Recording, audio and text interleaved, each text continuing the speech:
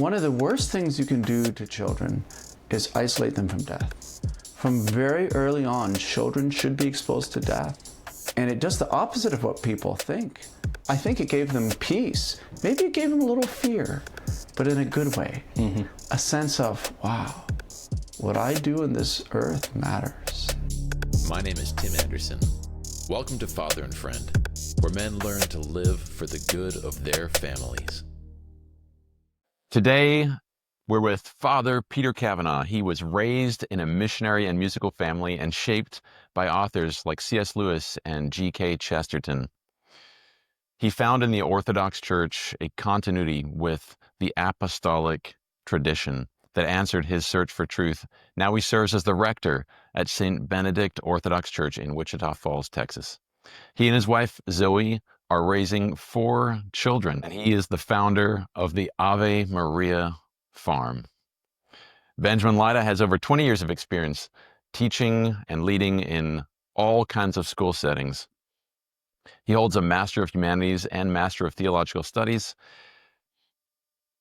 He is the founder of Scriptorium Writing, and Benjamin and his wife have 6 children. And my name is Tim Anderson. Welcome to Father and Friend. Thank you guys for being here. Thank you, Tim. My pleasure. Father Peter, why don't you tell us a little bit about your family? My family and I, we've lived in northern Texas for about 10 years. And of course, like every other family, we're endeavoring day by day to learn how we can best blossom as a Christian family. And it's very confusing. There's a lot of questions that everyone has to ask and a lot of trials and a lot of messiness. But the most beautiful discoveries that we've had have all taken place in the context of our farm. And I grew up in the Shenandoah area in Virginia, in a log home, gardening, and mostly either running around and climbing trees or reading books. And I didn't grow up farming, but I grew up with literature in that context that developed sort of a romantic idea of getting closer to nature and living more simply. And when we were sent to Texas, and after a few years of getting settled into our parish life, we purchased some land. That was several years ago, and now we have about 40 acres, and we've been growing a community on that land. So there are currently 4 homes and 3 tiny homes that we've built, all within those 40 acres. And the fruit of our labor has just been beautiful. So what's the whole point of it, and why are we doing this? I think I want to begin by saying, growing up in a very Christian home, but in a home where many of my siblings have ended up becoming atheists and just exploring truth elsewhere, looking for reason and meaning in life. Outside of the church, I found myself for years questioning, what does it take to nurture a faith in Christ?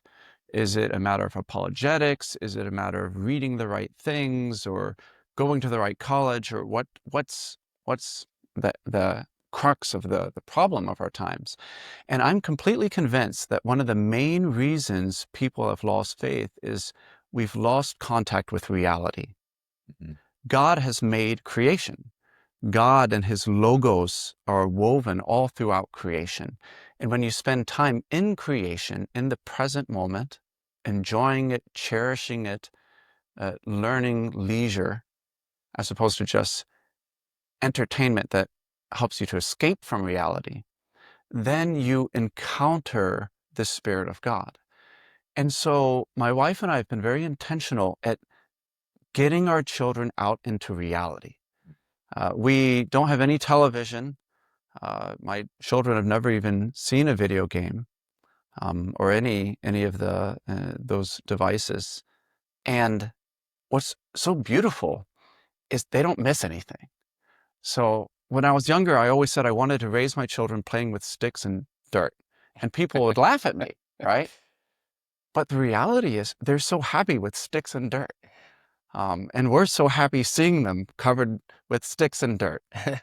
and their imagination just takes place. It just blooms in this environment. But in addition to that, the other thing that we feel very passionate about is working as a family economy. Now, this term was influenced by Rory Grove's book, The Family Economy, which I think you have right here.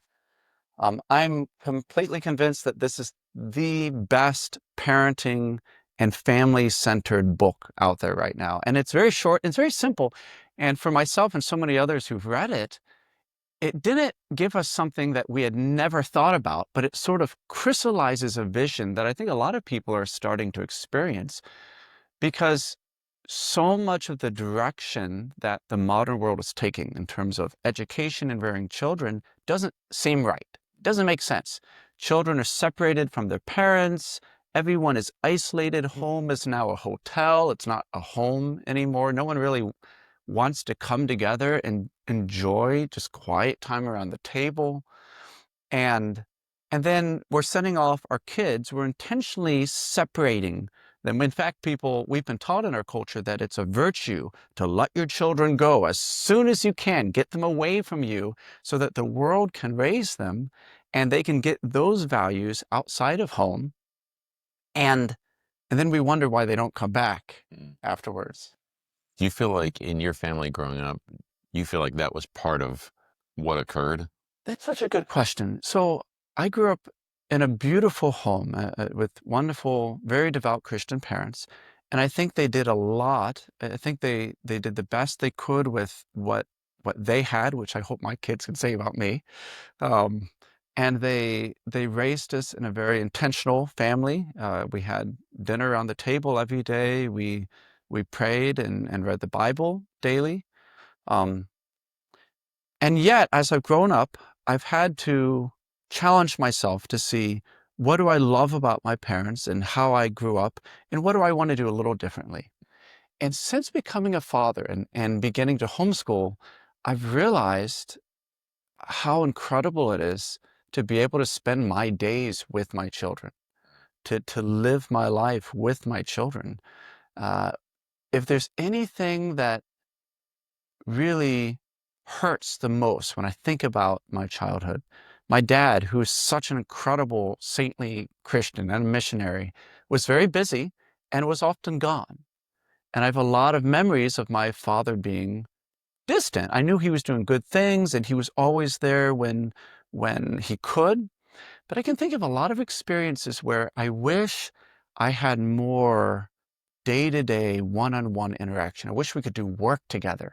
And I think that's what was missing, because my dad had his work, his grown-up work, and I had my kid work. We weren't working together. Our worlds didn't really revolve in as concrete a way as I want it to.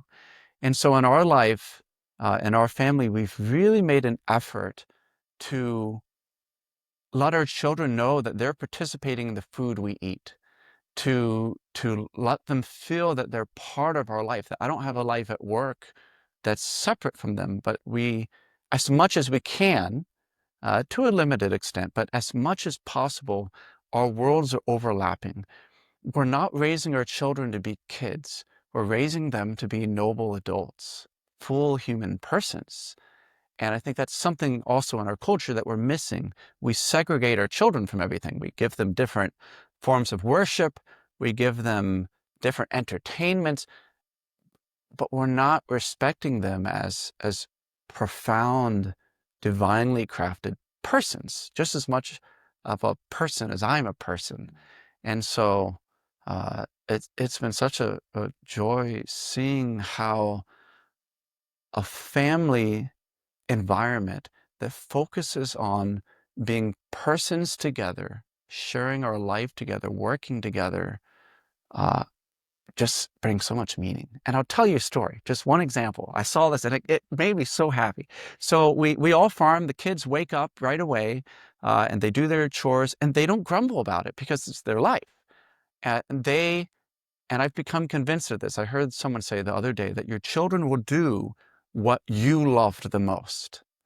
And so they see we love the dinner table. We love sharing food together, and we love working together and raising that food.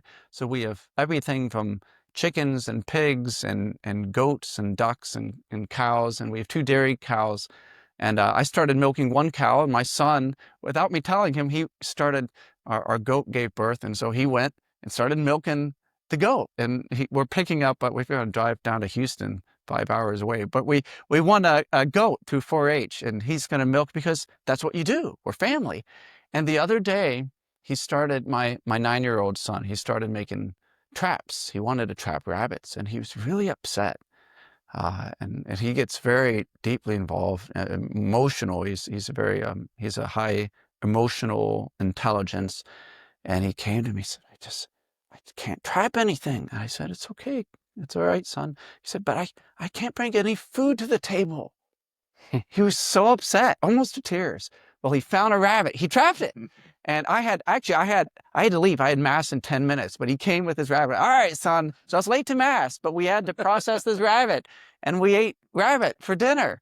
And because the table has become the focal point of our home and our hospitality for our family, for our love for one another, and the preparing of the food, it's just become our joy. And that's become very much the mission of our homeschooling. Our homeschooling is not to raise children, to send them out so that they can go in the secular world and be isolated and do their own thing and live a successful, meaningless secular life. Our mission is to nurture in their hearts a love for God and family and extended family, and a love to work hard to raise and to nurture that love for God within family, and to just be able to live a Eucharistic life, a life of cherishing what God gives us and giving thanks and sharing it. So you said, that's fantastic. You said that working together. And as soon as you said that, the first thing that came to my mind was, for most people, we can assent to the idea of working together, but actually doing the working together seems very difficult. You know, I have a 2-year-old, I got a 6-year-old, I got a 10-year-old.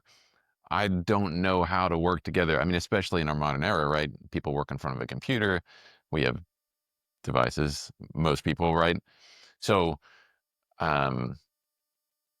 the farm is a great place to do that. And, you know, in this book, he says the same thing. The farm is a great place to do it. But it's more than the task. It's the attitude around working together. It's like the heart around working together. So I guess my question would be, did you ever find that a difficult transition, or did you feel like you saw what this should be in your own family from the get-go, and you're like, this is the way we're going? It's definitely a growing process. Two things come to my mind. The first, and this is a reference to a book that Benjamin introduced me to, the Death of Christian Culture, I believe, and the Restoration of Christian Culture by John Senior. Yeah. And I often say this knowing that I might make people a little irritated, but he nails it. The beginning to a Christian life is smashing your television. And the reason I say that is, if you can get away from the screens and the distractions, which by definition, they make the world around us more dull, right? If you have all these fancy, you know, even, I mean, I think there's some good things and they're good movies, like Little House on Prairie. Great TV series. Anne of Green Gables, you know, movies that have been inspiring, and Indiana Jones. I was going to say, you said they make life more dull. I don't think I have the book here, but there's a book I read recently with Ezra. It's called Thoughts for Young Men by J.C. Rowell. And he has a small section in that book towards the last third where he goes through this idea of entertainments. And this was written in 1865. So, you know, no TVs, you know, maybe radio a little bit, mostly theaters, and I don't honestly know what else you do in 1865, but those are the kind of things you do. I don't know. But he talks about entertainments, and he says that exact thing. He says that there'd be little difficulty in arguing that they give a false color to the sense of time, a false color to time, and they distract us from calm communion with God, and uh, and and uh, and a few other things. I don't remember all the things he said in there, but very similar to what you just mentioned. This idea that they do distort, they give us a comparison for real life that is not actually real. They paint real life as something that doesn't really exist. G.K. Chesterton once said in a letter about fairy tales, he said, "Fairy tales tell us that apples are gold to remind us that they are red, and that rivers are full of wine to remind us that they're full of water." And I believe what he's getting at is we have to learn to see the sublime in the small things. The entertainments, if you put a TV in front of a kids, they're going to go there because it draws you in. You don't have to think, and it shows all these huge flashing things. And the more you're entertained by that non-reality stimuli, the less you recognize how incredible a daffodil is, or a butterfly, or a ladybug.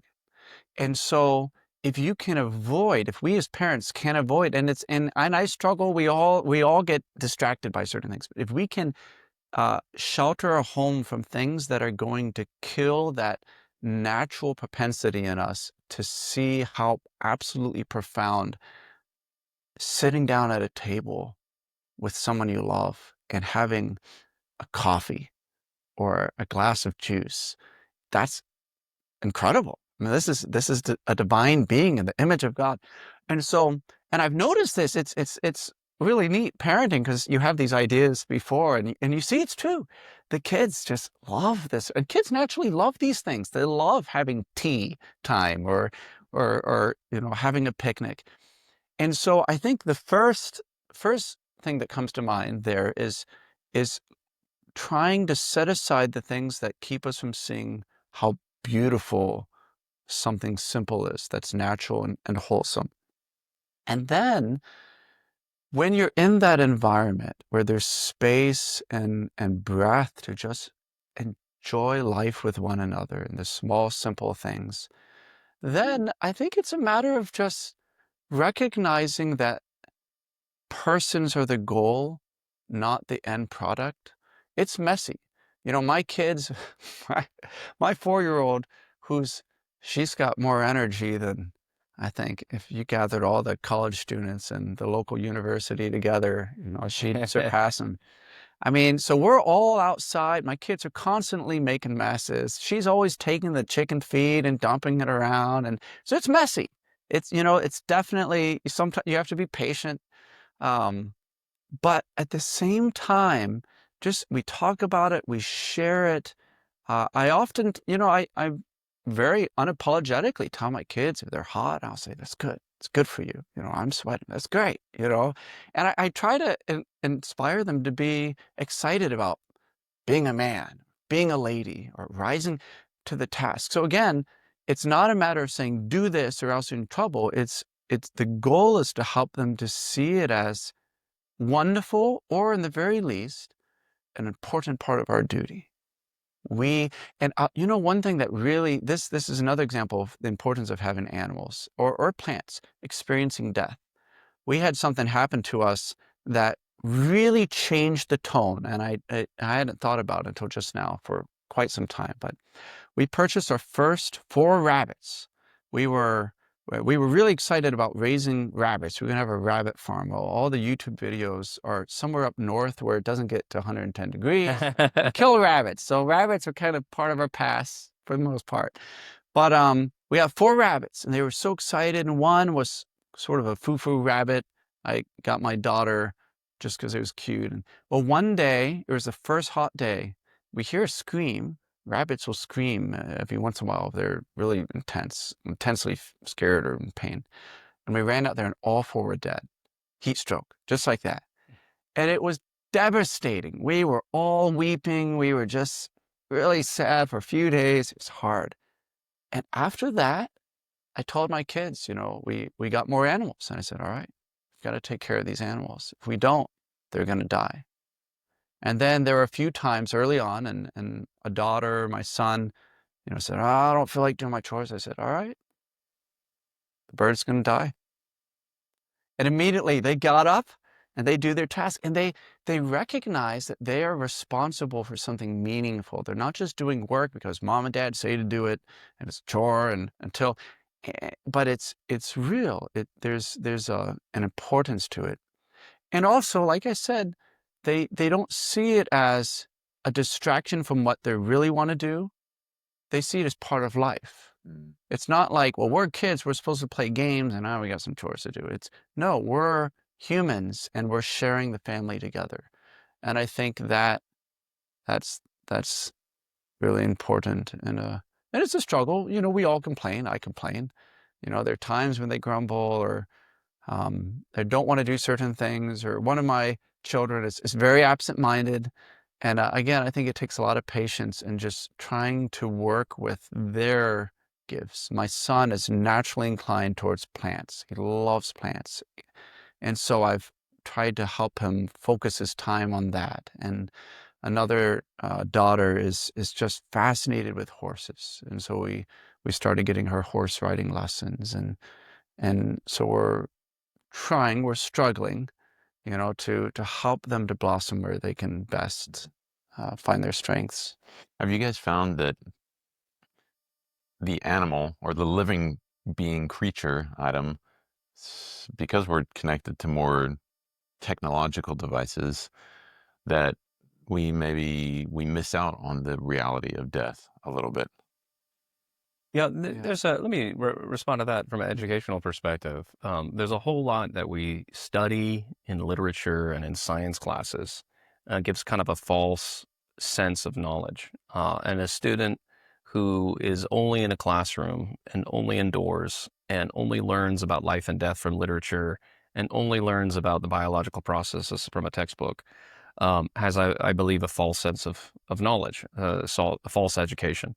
And I'm becoming more and more to embrace the idea that all knowledge is really experience, and experience on a farm. I mean, maybe, and this is nothing about you at all, but say that there was a family that only had a farm. I can imagine they would have an amazing education if all they had was a Bible in the house. Maybe they don't have shelves and shelves of books. Maybe they don't have the latest curriculum. Maybe they don't have online, classes they can take. Maybe there's not a private or public school nearby they can go to. But the children were raised on that farm and have those experiences, and they have real knowledge about life and death, real knowledge about food and creation, real knowledge about nature and everything that goes along with that. And so speaking as somebody who doesn't have the farm, the vision that Father Peter brings us is the vision I think many of us would love to, enter into. But for a lot of people maybe listening to this, we live in cities, we live in suburbs, and we can't do the full thing. So what we do is we do whatever we can, right? So where my family's at is we go to Father Peter's farm as much as possible. You sent your son there too. Yeah, I did. But we do. And this is actually, we're a little younger on this trail for this vision of life than I think you are, and maybe even you, Tim.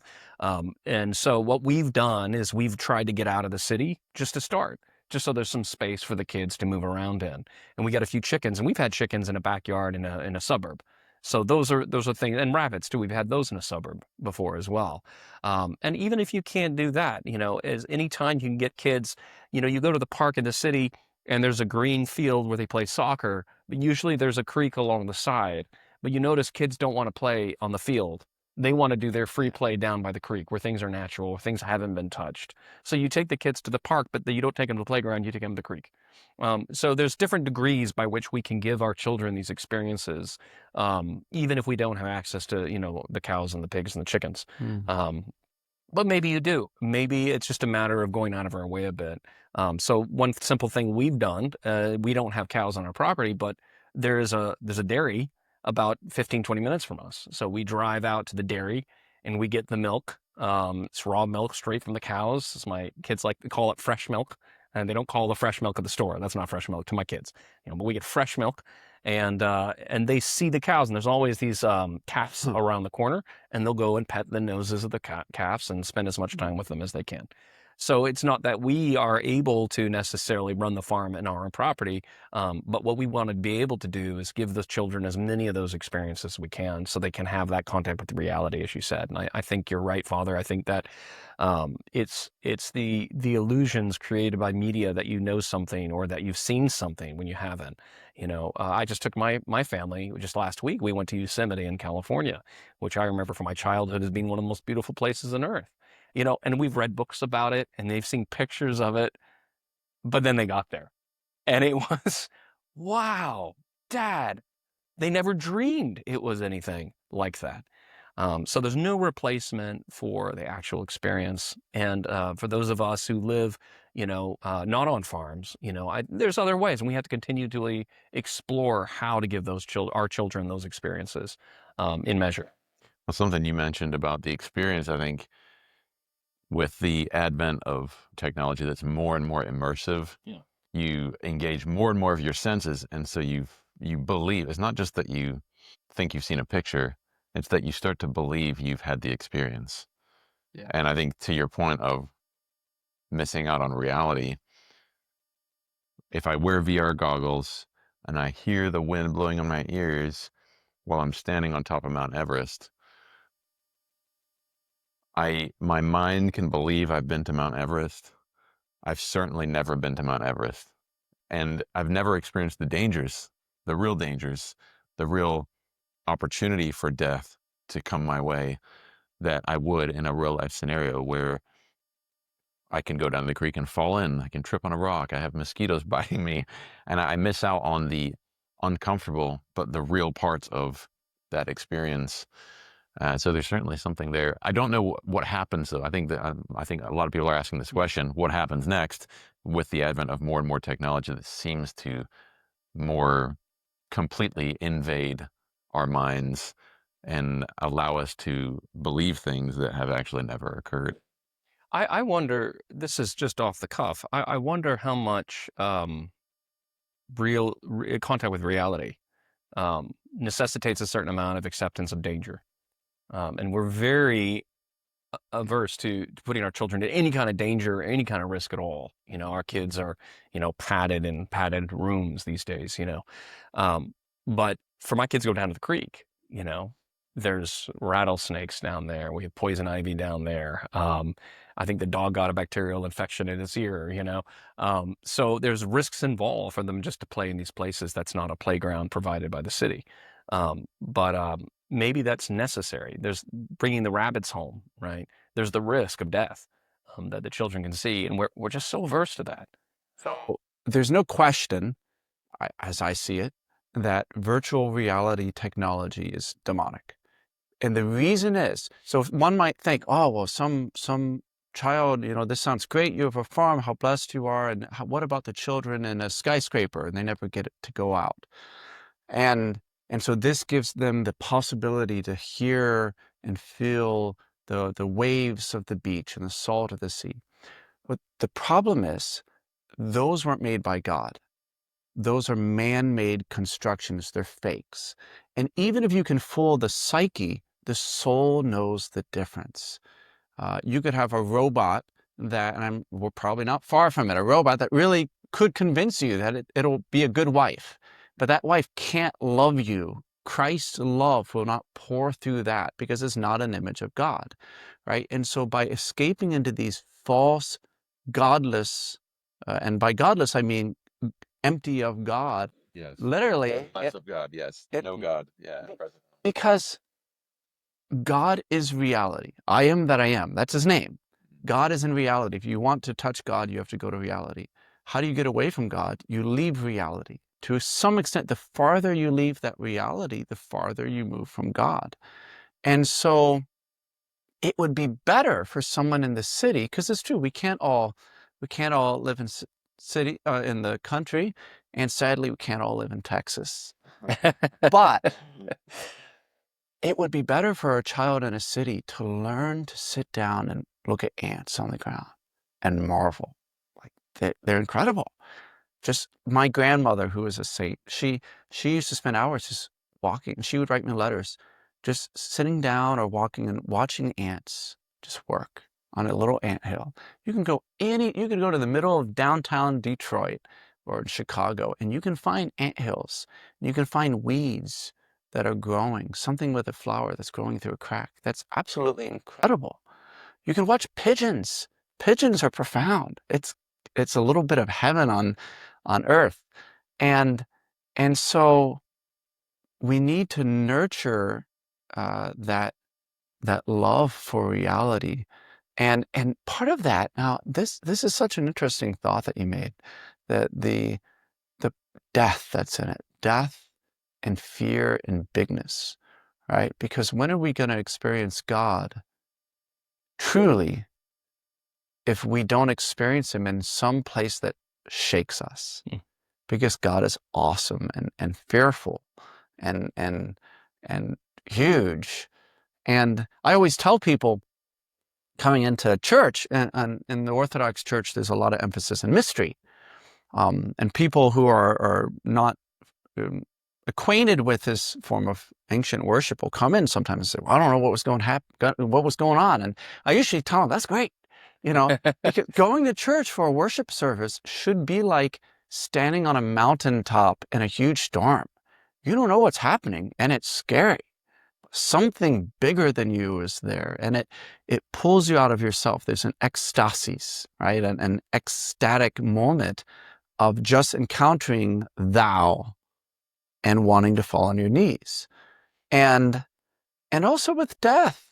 I mean, talk about a death-fearing culture. Mm-hmm. And what is that doing to us?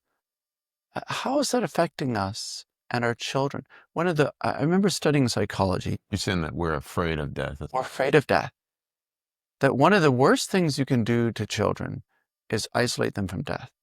From very early on, children should be exposed to death. And it does the opposite of what people think. I remember when my father died and my twins were maybe 3 or 4 years old.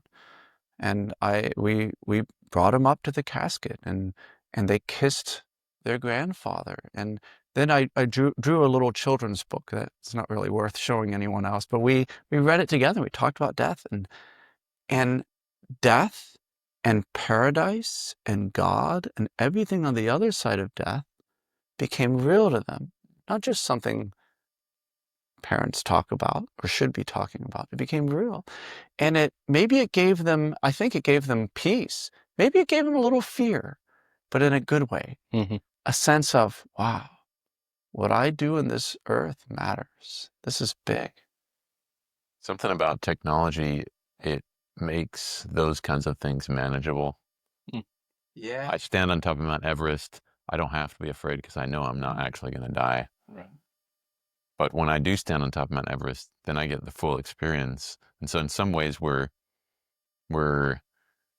want all the safety and none of the risk of living. And we then forfeit the opportunity to be awestruck, to be really awestruck in the sense of standing on a boat in the ocean and the storm's coming. This is all I do. I go, I don't know what's next. This could be the end. Yeah. And so we steal that in some ways from ourselves and from our children. Yeah, there's a lot of things there you've kind of opened up, and I think they're worth unpacking some more. You talk about bigness and mystery, and just butting up against something that is not manageable. So kind of going back again to the image of Yosemite that we've just had as a family, we read the books and it said, this is the tallest waterfall in the world. It's, such and such 1,000 feet here, and there's a break, and you get all this descriptive language, this data. Again, there's not much use for that. There's no experience.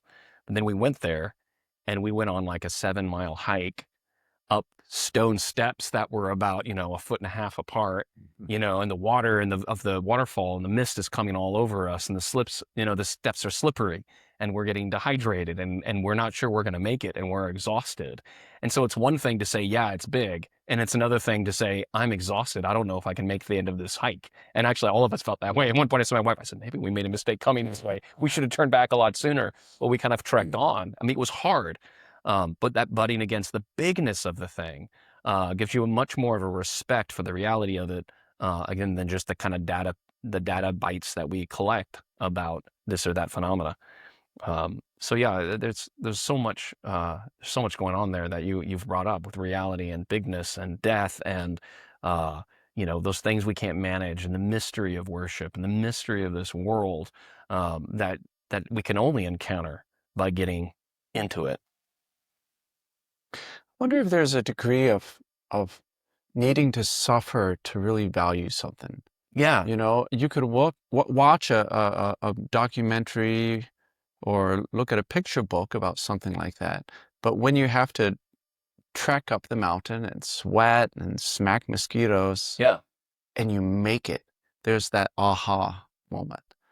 And in our own life, I mean, think about relationships. We don't want to be vulnerable. There's such an epidemic of pornography now, right? And I've been told that people aren't even dating, because why bother? It's so easy. You don't have to be vulnerable, but there's no, with the vulnerability and the suffering, with the fact that if you're going to live with someone, it means you've dedicated everything. You've sacrificed yourself. Sometimes they're moody, sometimes they're cranky, and sometimes you're the one, maybe more than the other, that's moody and cranky. But you have to learn to forgive. You have to learn to persevere, and you get that aha moment. You experience through that suffering more appreciation. I once heard a story about a king. I won't tell the whole story, but that parable that a king went all over the world to find the best meal. He traveled to all the great palaces, and finally, very despondent, he was ready to give up, but he was wandering through the forest and he found a lumberjack. And he told him, he said, I'm looking for the best meal in the world. Lumberjack said, oh, I can make that for you. He says, you can? Tell me, how, where? He says, well, here, I'll show you later. Just take this axe. Start cutting some wood. So we started cutting wood, and they cut all day long. And he's exhausted and famished. And finally, he says, okay, will you show me the best meal? Yeah, I sure can. Takes him to his cabin, and he starts cooking. He's got a little stew, cup of water, and the king cherished that meal unlike any meal he'd ever cherished. That was the best meal. And so somehow, again, that suffering is necessary for enjoying what's given to us. I'm also fascinated by a lot of these topics we're covering today is centered around food. Yeah. I told my kids the other day, I said, the one of the reasons I would like to run more, exercise more, is so I could eat more. Amen. Yeah. It's not bad. Yeah, but food seems to be the center of a lot of these conversations today, as far as the gathering of around the table and Make food. how to make food and the cost of food and Food. yeah, and the risk involved, with the life involved, especially when you have animals. And what's really fascinating to me is, again, there's a revelation of God's epiphany. There's epiphany there even at the dinner table when the Father takes the lead and blesses it, because in that moment your family is experiencing, in measure, communion, a communion one with another and with God's, grace through the food that He's given us. And so, yeah, food really it's fascinating. And, what Alexander Schmemann, points out, he's a great writer out there, especially writing on liturgics. But he said, the first commandment had to do with food. Eat not of the fruit in Eden, right? And that first sin was the taking of the food wrongly as an end to itself, instead of as communion with God. And so it's really fascinating that, this theme of food runs through it all, because it's the most intimate communion with God, even to a person who's not a believer. Because when we eat of the earth, we're accepting that, gift of God. And then, of course, in its apex in communion in church, where you have a spiritual gift of God's grace. A few years ago, I remember sitting at the dinner table, and I was gonna say the grace before we ate, and I started praying, and in my head, I thought to myself, I think I said something like, "Thank you, God, for providing the food that we're about to eat." And I don't remember exactly what it was, but I remember thinking in my head, there might have been a bag of chips there, and I'm thinking, this is confusing to a small kid. Because I'm like, wait, did God bring the bag of chips to the table?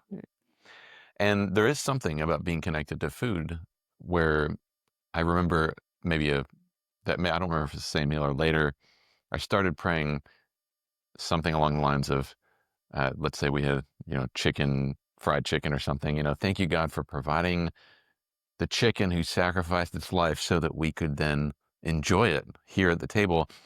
And that prayer seems many steps away because I live in a very processed culture.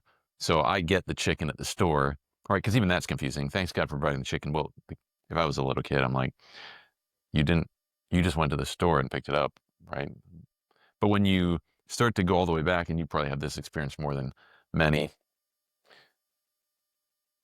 everything that we consume comes from what God had already created. The wheat in the fields. I mean, think how many things are made of wheat, sugar, and eggs and milk. Almost everything we eat. And all those are from creatures that we did not create ourselves. And so, being disconnected from reality makes us disconnected from the source of said reality, and even the source of our food, which isn't ourselves. I didn't make the cow. I didn't make the chicken. Humans may have bred the chickens into some better version or more tasty version, but we didn't make them or create them. And of course, then that begs the question, well, then who? And if we miss out on that part, many of us don't even get to the question of the who. And that's the whole point of everything, right? Experiencing the who. Mm. I mean, the whole point of eating, the reason God gave us food and designed us to eat is so that we could marvel at that who. We could enjoy it and in an act of communion and give thanks, praise him for making this. There's a love making that occurs when we eat, if we're eating in a prayerful way. Or any work we do when we have to wash the dishes, where we should be doing this as though we're offering this to God. There's that person again in everything. And yeah, I think you're right. I think that's a real challenge. I mean, we found, Even all the way back to tend and keep from Genesis, for God to tell it to Adam, right? That's God telling us what we're supposed to do.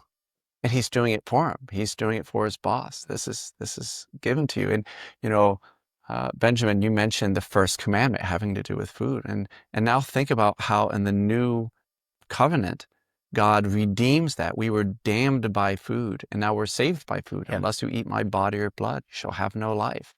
And what does Christ talk about the most when he refers to heaven? Food. Yeah. There's this summation, and that's in food. And Father Alexander Schmemann, he also said that the entire world is a banquet table laid out for us by God, for us to enjoy and give back thanks. So everything is about us taking it into us and then praising the giver of it. And for parenting, food has to be the center. I always tell parishioners, the altar is the centerpiece of our worship in the sanctuary. Well, the dining table is the altar of the home. Or if it's not, something else is. And it's usually hanging on a wall, flashing, right?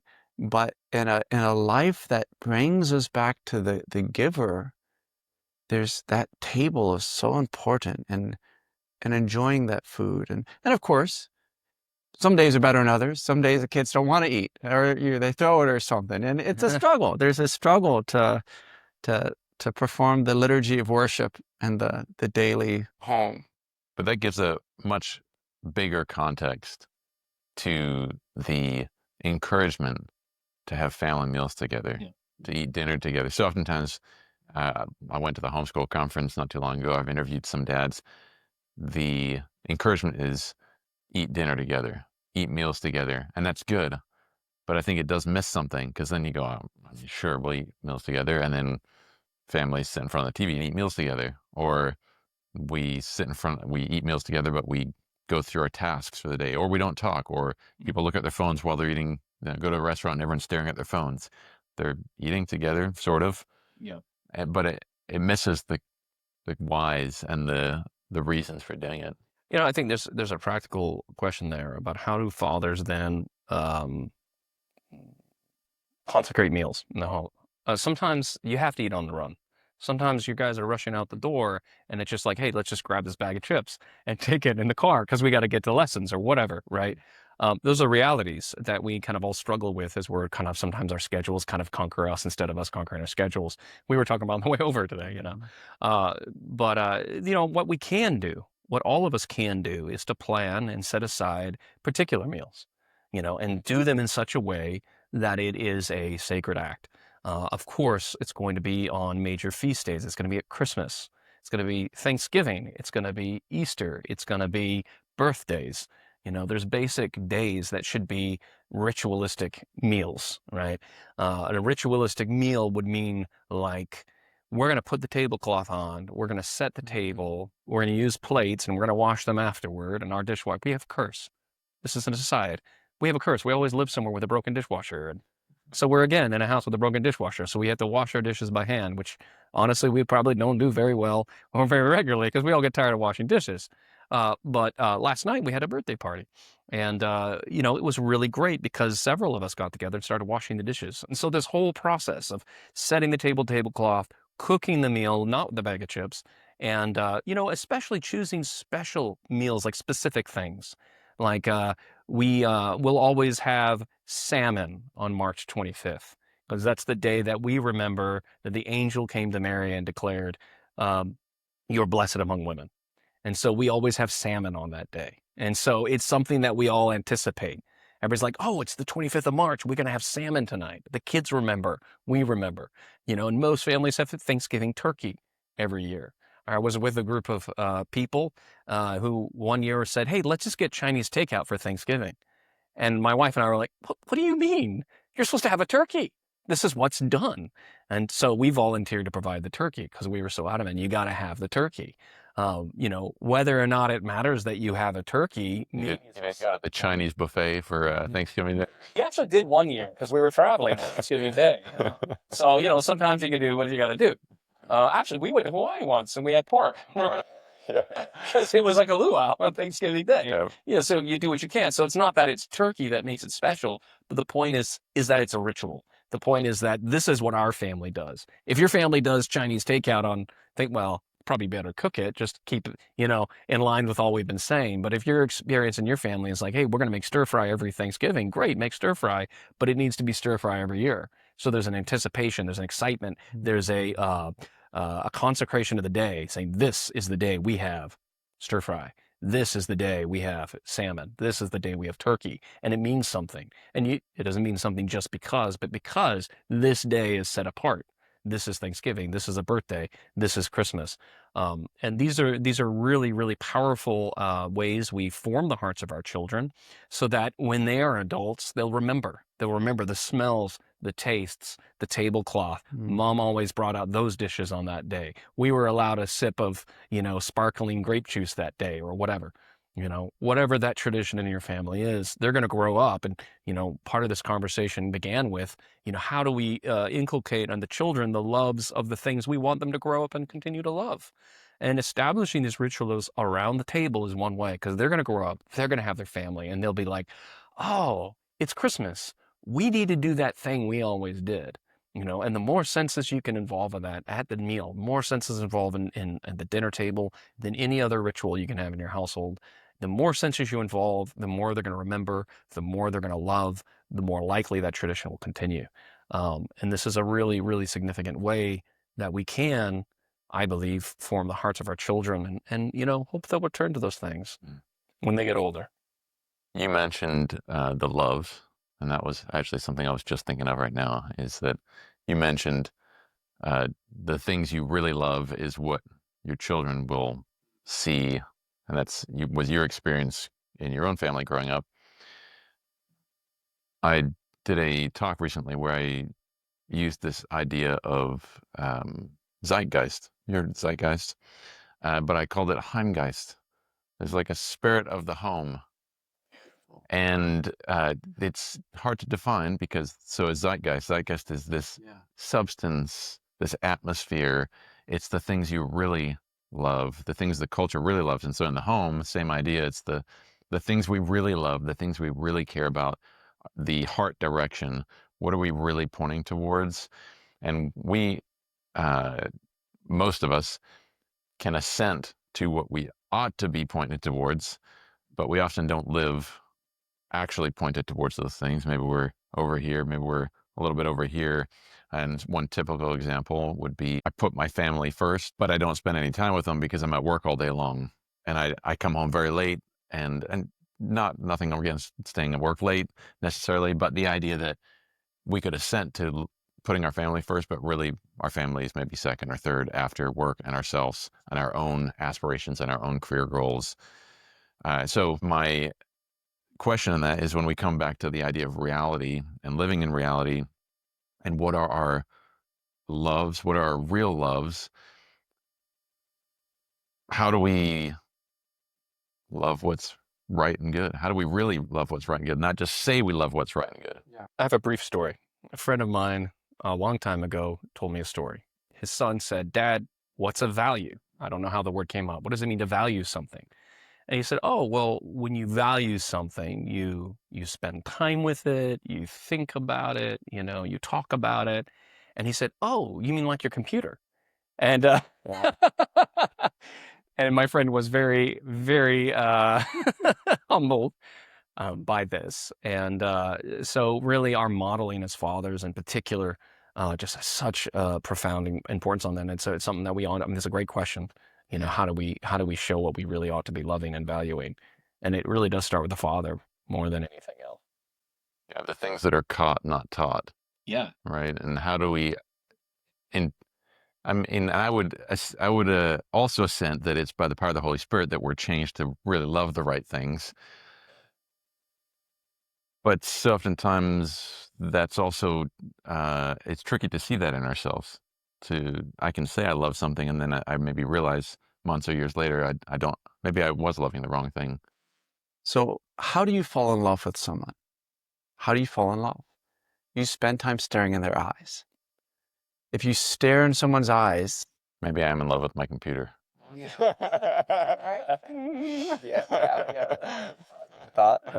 There's something about staring in someone's eyes. So a priest and a man I respect very deeply once told me and my wife that we needed to go on a date every week. And we haven't been completely successful. We have seasons where we go on dates every week, and then times where, weeks go by and we realize we've lost it. But one thing we started doing, because it wasn't always realistic to go out of the home, we have a little table just big enough for two in our bedroom, and we lock the door so the kids can't get in. We put a tablecloth, like you said. We light a candle in the center of the table, maybe some flowers if we have them, and we have a quiet meal. And there's something so restorative. We're just coming centered together to just look at each other's eyes. It can be 15 minutes long, but it just brings us back together. And I think we love what we spend time just cherishing, taking in. I've often wondered when people tell me that, that they're too busy to go to church on Sunday. I think, your greatest act of worship is demonstrated by how you spend your time. What are you doing on the first day of the week? If you're going to church, it's an act. It's using your body and hopefully your soul, but usually the soul follows the body. And it's coming and saying, God, you are first. But if we don't go to church on a Sunday, who are we worshiping? Something. Whatever we do at the beginning of the week, that is what we worship. And it's the same thing with our loves. Who are we spending time with? Are we coming together with a candle, with something beautiful, something that helps us to get in the zone of appreciating a person? And it's the same thing with our families too. Before you go on, describe to me, so when do you do this? Usually in a weekday, You just pick a time. we pick a time. We try once a week. We usually Thursdays, what works for my schedule. Tonight when I get home, I'm taking my wife out. And like I said, if we don't have any time, if we have 30 minutes or an hour, and we'll find some time in the week, and we'll just try to be intentional at just enjoying one another, listening to one another, looking at each other's eyes, and just hearing one another. Like I said, the profound insight that can come from just looking at a ant or looking at a little flower. If we can learn what the classicists call leisure, and I would love to hear some of your thoughts about this, because I think it's an important part of this topic of love, leisure, learning to gaze and contemplate, not necessarily in a strained effort to understand, but in a sense of opening up your soul to reach for that which is behind. And that's what you see in people's eyes. As soon as you look in someone's eyes, it's daunting. I heard a marriage book, or I read a marriage book, and one of its recommendations was to look into your wife's eyes for 2 minutes and just stare at each other for 2 minutes. You don't have to say anything. You don't do anything. Just look. And I remember Karina and I, we've only done it a couple times, but I remember I remember the first time we did it. You start staring, and then after a couple minutes, you sort of feel like I should look away, but I'm going to keep looking. And then you start feeling a little bit like, It's very vulnerable. It is very vulnerable. That's right. I always hate bringing it up in a conversation, because then all of a sudden You're aware of what you're looking at. It's vulnerable. Yeah. Because we all know, everyone knows when they look in someone's eyes that something enormous, something huge is right there. Right?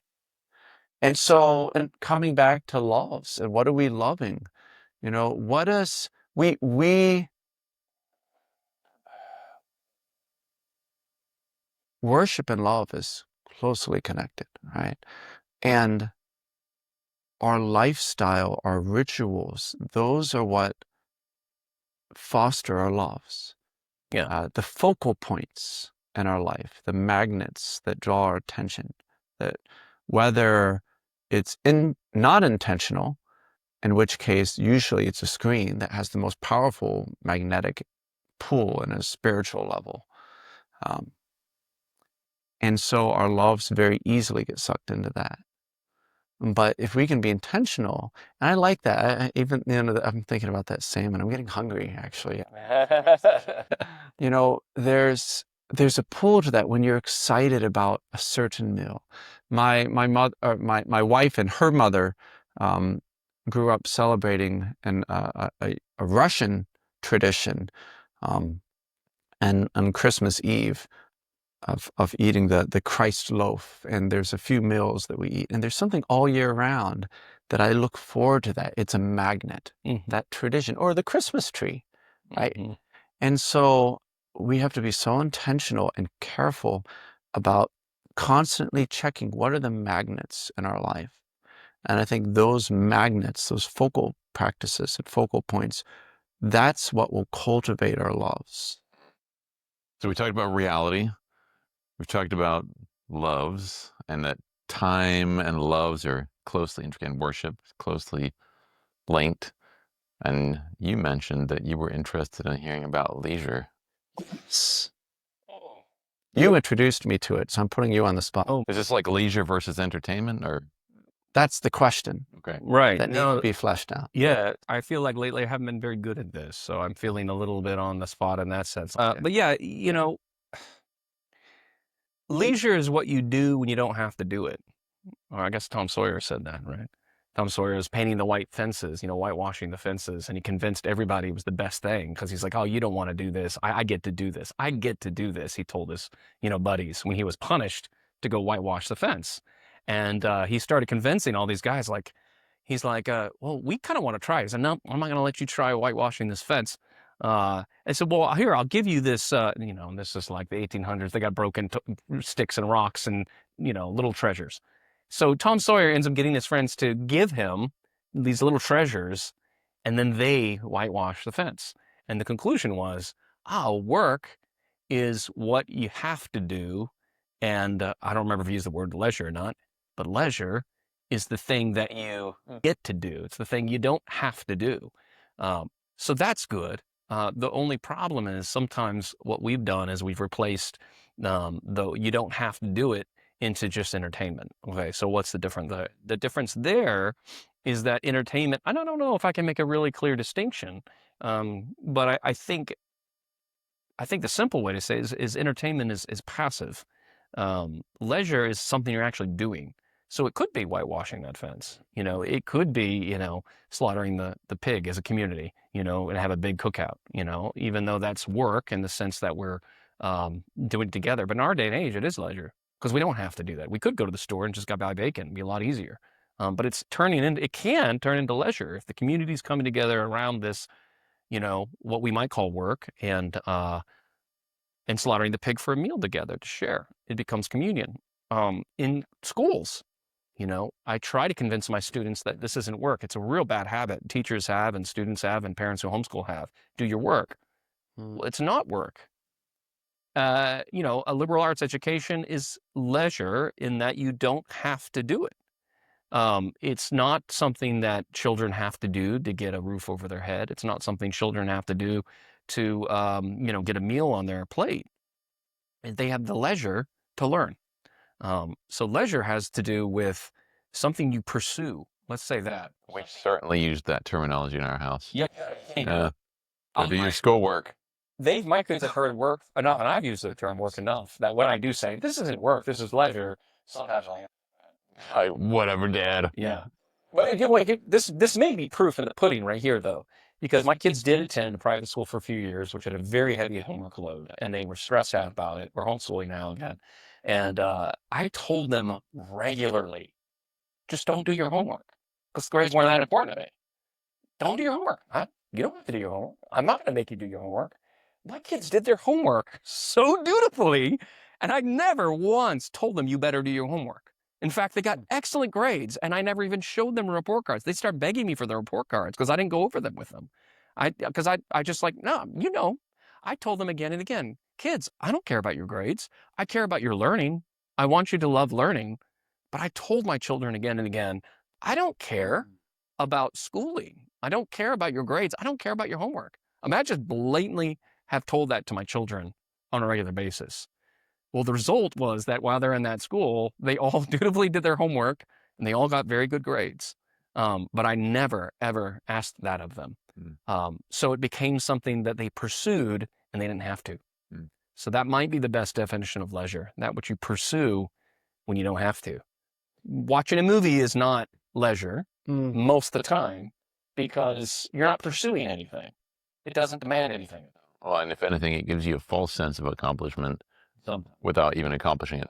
And by the way, I don't think all entertainment is always bad. I think sometimes it's good to have a little entertainment in life. I think it's important in its own way. You've talked a little bit about the moral imagination in entertainment. You can, okay, so is there entertainment that can be good or useful? Yes, I think so. I think that these days, that is a very difficult question because there's so much bad entertainment. And when you say bad, you mean morally bad? Or it could be morally bad. Entertainment that could be negative also is just completely passive. I think you can have entertainment that has a redeeming value. I have one guilty pleasure, right? We don't have television, but we do watch DVDs. We'll watch movies. Probably too much. I'm getting convicted here. I feel like, oh man, I do need to smash our TV. Maybe we watch too many movies. But I've been very, very particular about which movies that I think are maybe good or useful for my children. However, I have one guilty pleasure, and it's the Lego movie, because there is absolutely nothing redeeming in that movie at all. It's pure entertainment, and I boldly will pronounce that. Yes, we have watched the Lego movie. It's pure raw entertainment.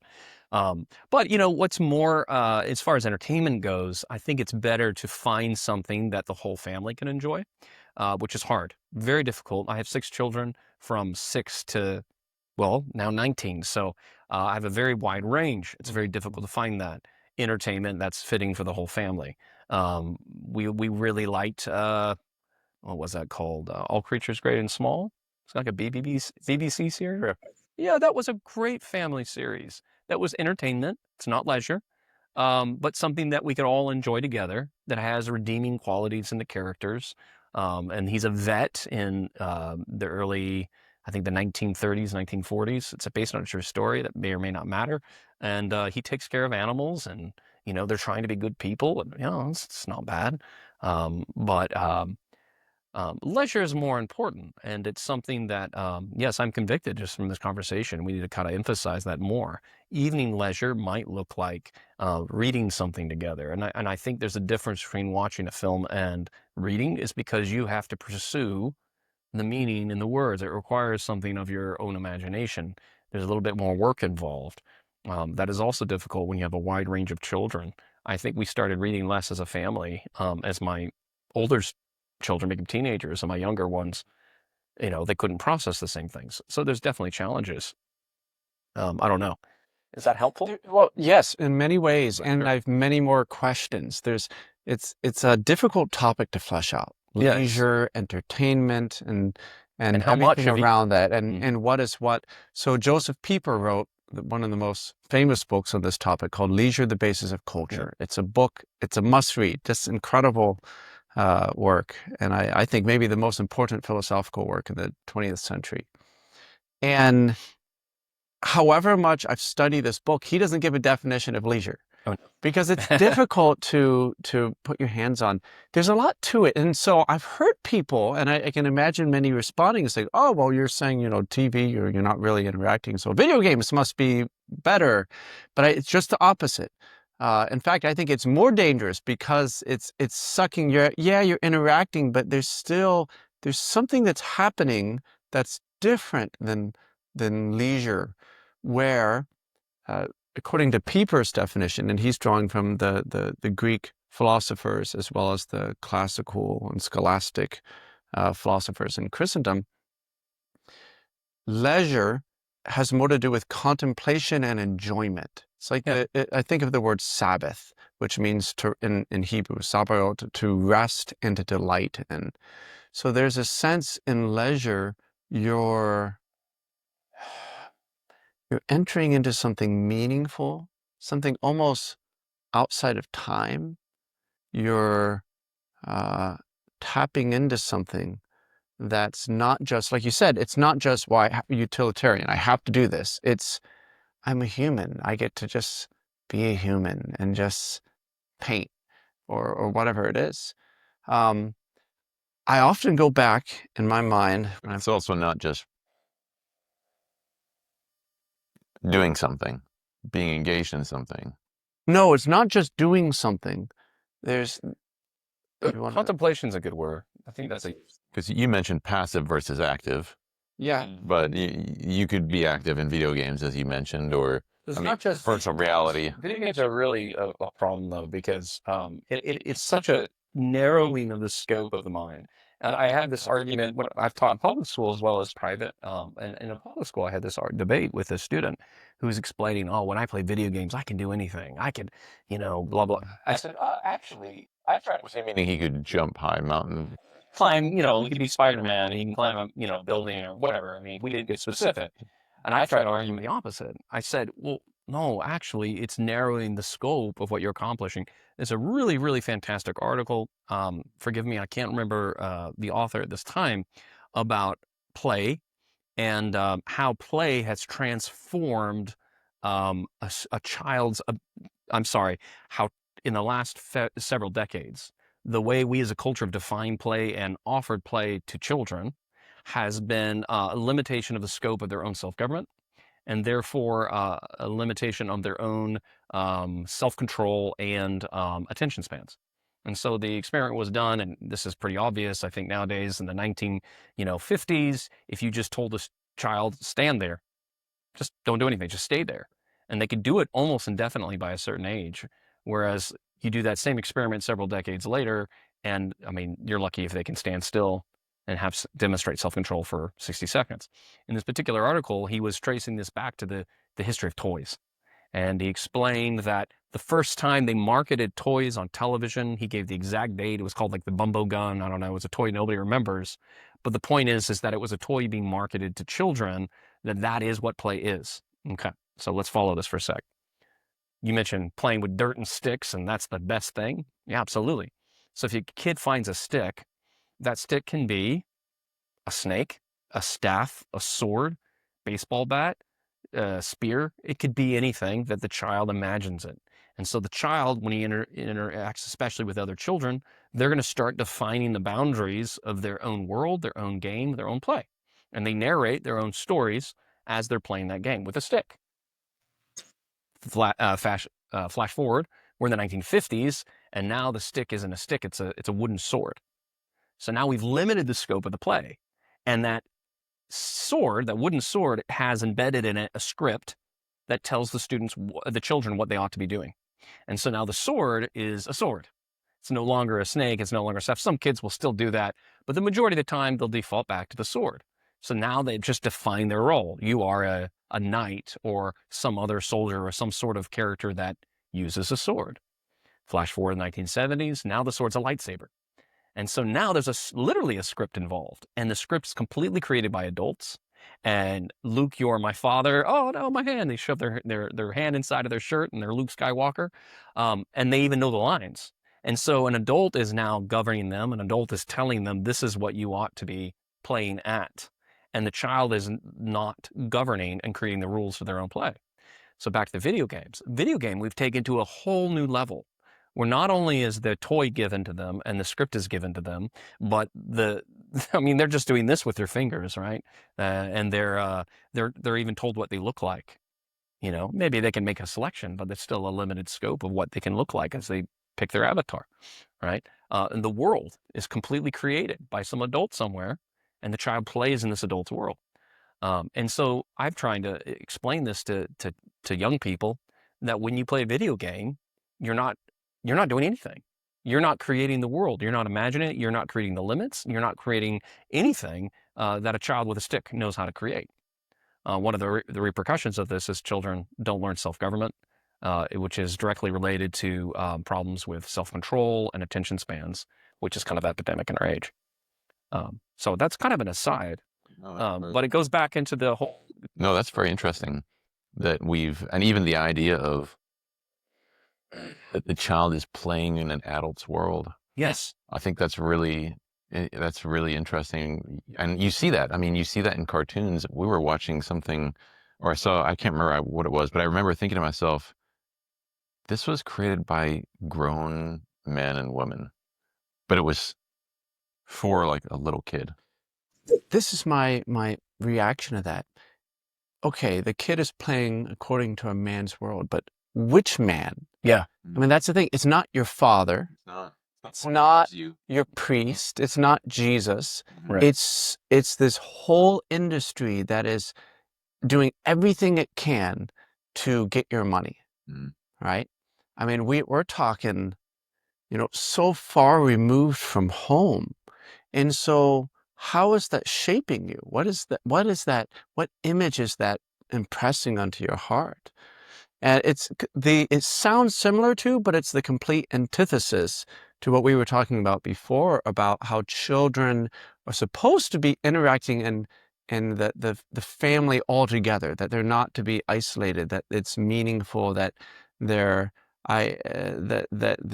growing to be full persons, right? Adults, if you will, in nobility. But it's very different. It's a sort of a fake version of that. This focus on play is fascinating to me, I think, because it's connected to leisure and entertainment and these concepts of how we're using our time. And I often remember something a missionary once told me from Alaska. He knows the divine liturgy, the worship service in the Orthodox Church in three languages of the indigenous peoples of Alaska. And he flies around little planes and he goes around. And he was talking once about how they have a very different orientation to time and the use of their time. That we in America, we have a very heavy dichotomy between work and play, or really work and escapism is essentially what it is. But he said for the indigenous peoples of Alaska, the focus is sacred time.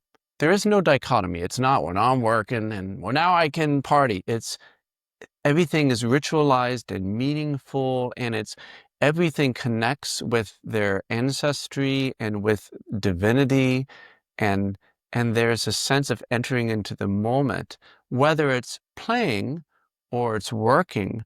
They don't really think of it as two different things. And just like you said with school, which is really helpful, when we think of school as, well, this is work. Well, okay, well, I got to go do my work and then I can play, as opposed to this is part of these exercises that I have before me, these books. This is part of my celebrating and working with this meaningful universe that God has given me so that I can give him glory. They're just very, very different ways of thinking, but hard to parse out. But our culture is a conundrum because all these things are, proffered as normal. What we're trying to do, I think, on all of our lives, I know as fathers, is trying to kind of recover something that's actually normal in terms of what it means to be human, which is I like spending time with both of you. Yeah. On that. I underlined a part in this book. This is Rory Groves' book, The Family Economy. And we didn't talk a lot about work specifically, but we did in what you just mentioned, work, play, leisure. But he says something here that's, I think, a great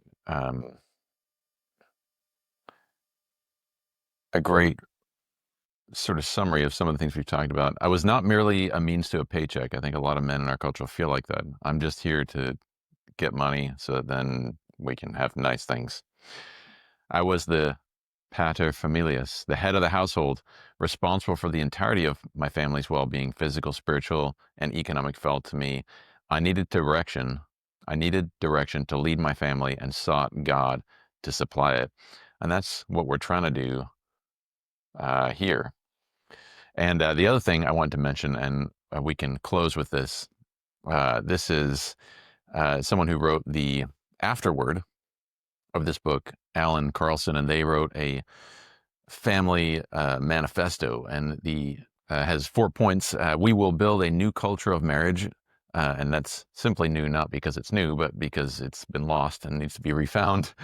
We will build a new culture of marriage. We will welcome and celebrate more babies and larger families. We will find ways to bring mothers, fathers, and children back home, and we will create true home economies. And I just think that's such a powerful just idea that families can actually live their lives together. They don't have to be separated and apart. But I think it starts with thinking about reality and love and how we think about work and play, and that those things don't have to be so segregated, that all those things in their right place are worshipful to God and meaningful for humans. So thank you guys for being here today. Thank you, Ethan. We could talk for hours, and maybe we will another day. So thank you all. Fellow fathers and friends, so glad you could join us for this episode. To stay connected, visit our website at fatherandfriend.com. Sign up for our monthly newsletter, or follow us on Facebook, Instagram, and other social media sites. Be sure to like, follow, and share with fellow dads and families in your community. If you have a topic you'd like us to discuss, send us a message and let us know. Until our next episode, keep showing up, loving deeply, and making an impact for the good of your family. Thanks for listening, and we'll see you next time on Father and Friend.